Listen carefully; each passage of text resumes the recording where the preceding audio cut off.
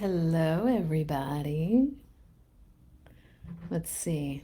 My thing says live. Okay, I might think it's working. All right, everybody. I'm trying to see if I can get that whole comment thing working. We shall see. Today, guys, is okay. I think we're good there. Say post. Oh well. Let's get going. So today is day 23 of the 30-day challenge. I cannot believe that time is flying the way it is. I know I keep saying that. um, today's topic is what resonates.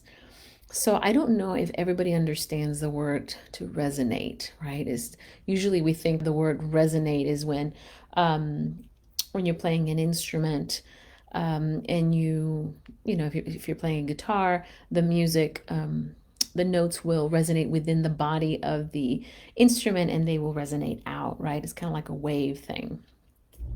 But it's starting to be used as I can speak English tonight. As it's something that we encounter in our lives that feel like a truth to us because it's resonating at the same vibration as we are. So basically, it's something that feels true to us, and a lot of people are using it. I use it a lot because I use it when things resonate with me. Meaning, it's not because it's not I like it. It's that there's something else to it that's revealing something to me about myself. Every time you read a really great book, one of my favorites, I know I've said this before, but Pride and Prejudice is my favorite novel, Jane Austen. Yes, I am a romantic. Can't help myself. I love it. It resonates, it speaks to my soul. I love the idea of just having a wonderful love story where people get to know each other at a very deep level. That's one of my favorite things. It resonates with who I am. But then there's these moments that, depending on where you are in life, things will resonate differently. So this is one of my favorite stories. When I was 13, we were living in Chile at the time. Let me fix my computer there. We were living in Chile at the time. And movies always took forever to come down to where we were living. It took like 2 months to finally get to see whatever was released in the United States. Would take about 2 to 4 months, depending, because they had to dub some of it into Spanish.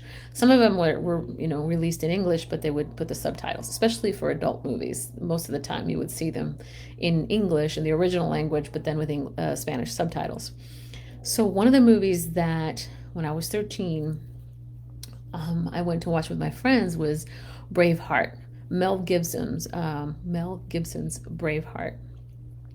And I just remember watching this movie, and it's a beautiful movie, but it's quite violent. But the violence didn't get to me. What got to me was that last scene, and I know a lot of you probably haven't seen the movie, but that's okay. There's a part in the movie where the main character, William Wallace, who fights for the freedom of, I think it's Scotland. Yes, it's Scotland for sure. There's a crazy Irishman that comes and fights against the English to free Scotland from the English monarchies that are trying to come in and take over. And to make an example of William Wallace, they decide to basically quarter him. But he was so resolute in fighting for freedom that he didn't care. Very much almost like that Jesus Christ figure, full on sacrifice for what he believed. And as he's dying at the end, and the guy tells him, I can end your suffering and just kill you straight up so you don't have to suffer anymore. But you have to tell the people here that that you're basically sorry for going against the English crown. And in his pain, he takes a moment to breathe.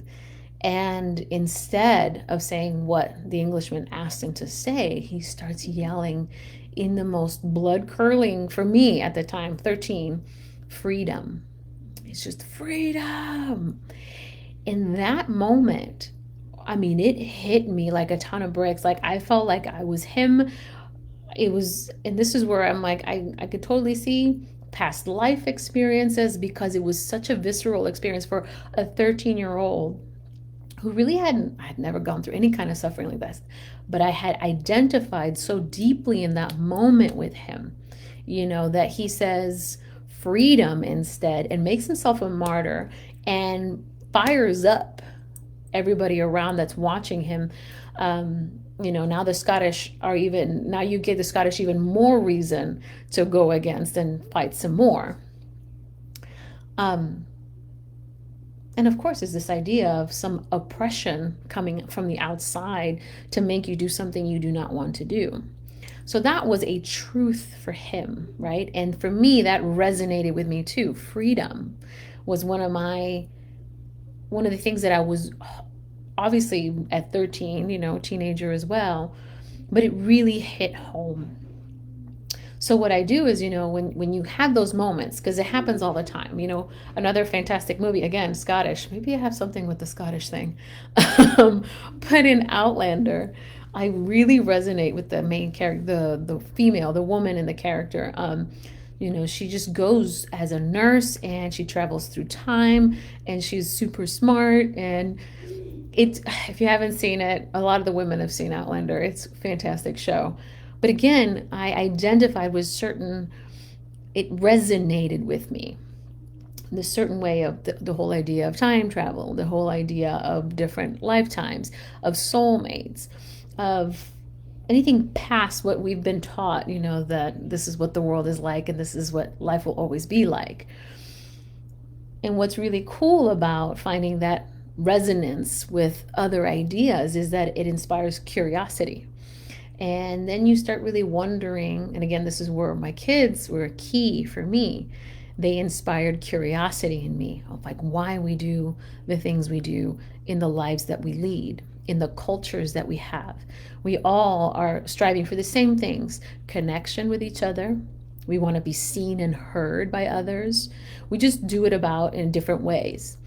And when we are entrenched in certain ideas, we get comfortable and then we just kind of follow like the herd, no, this is what we do.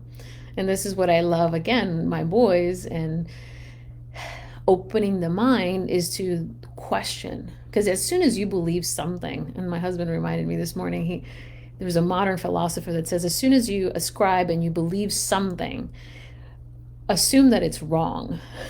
And I was like, what? That's nuts. But there is something true to that, because there's so many different ways of seeing the world. Everything is such a different point of view on everything. So how to navigate in something like that is to find those things that resonate with you, that sound like truth to you.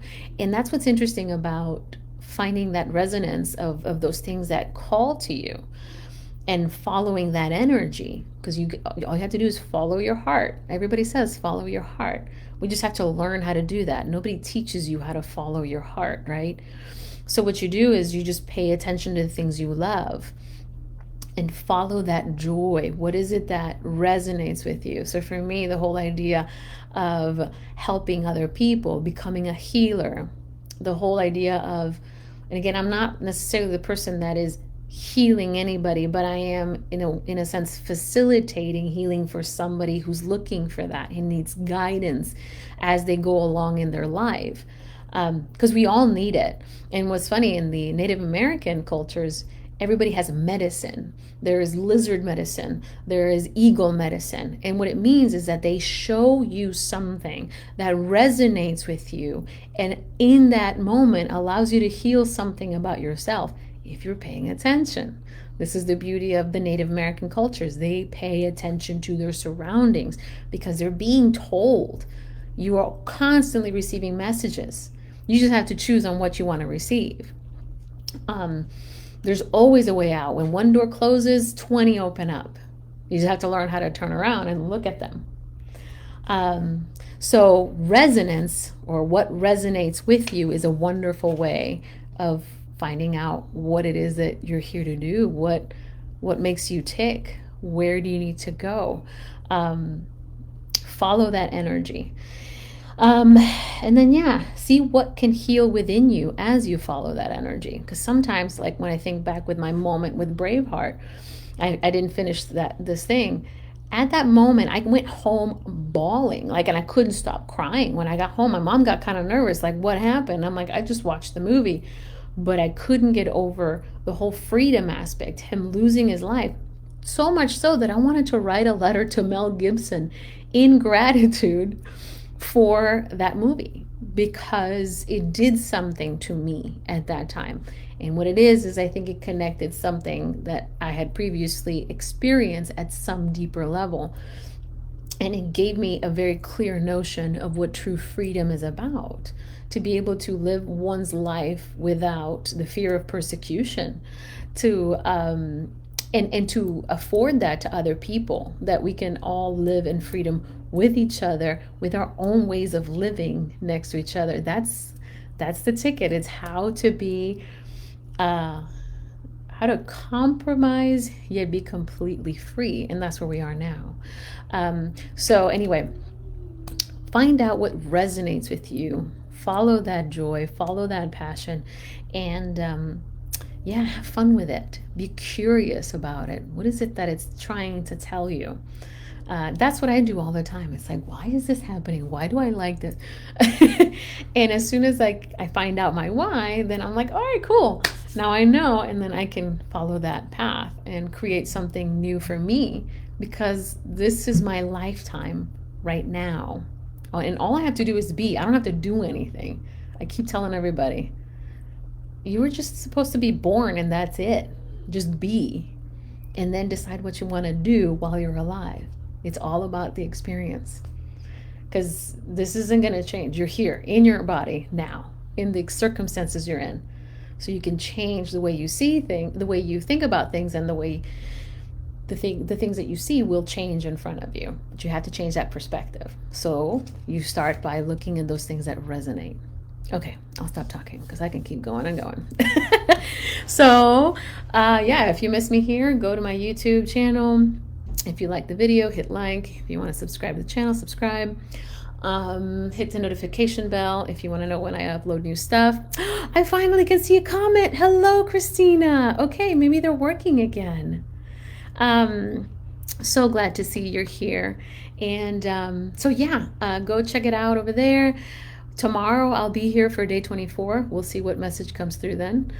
And in the meantime, I'm sending you all so much love and light, and I'll catch you on the next one. God bless y'all. Love ya.